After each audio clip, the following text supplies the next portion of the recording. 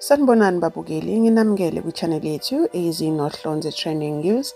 Namhlanje ke sikhuluma ngodaba olushubise itheku lapho khona abantu bokufika beye khona ngqo e-police station befuna ukuvikelwa. Isimo ke sibe sibi kakhulu kwaze kwangenelela namaphoyisa ngebhamu. Ake sibheke kahle kahle ukuthi kwenzekeni. Abantu bokufika bagcwale e-police station befuna ukuvikela ngokuphuthuma. Abanye bebekhala, abanye besaba ukubuyela la bahlala khona ngenxa yokwesaba ukuhlaselwa umphakathi.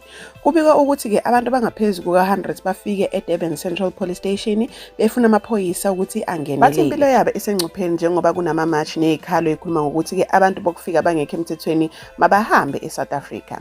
Isimo ke sibe sibi kakhulu ngenkathi labantu benqaba ukusuka e-police station. Amaphoyisa abesephoqeleka ukuthi asebenzise ibhamu ukuze kuhlakazeke isiqoqo.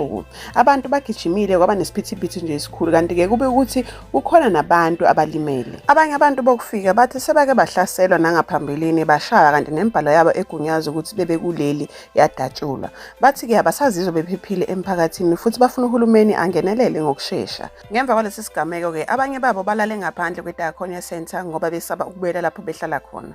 Le ndaba ke isishiye abantu abaningi bekhuluma enkundleni zokuxhumana njengoba abantu beseka abantu bokufika kanti abanye bathi umthetho mawusebenze. Umbuzo omkhulu ke manje uthi ingabe uhulumeni uzokwazi ukulawula lesi simo ngaphambi kokuthi izinto zibe zimbi kakhulu.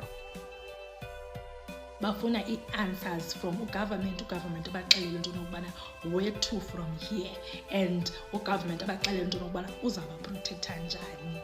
So bantu asexa bamamela ubetha oku kolwimi abayithethi noyithethi into hamba. Njengoba nizwile ke babukeli, isimo siya ngokuba siyashuba futhi abantu abaningi sebephila ngokwesaba.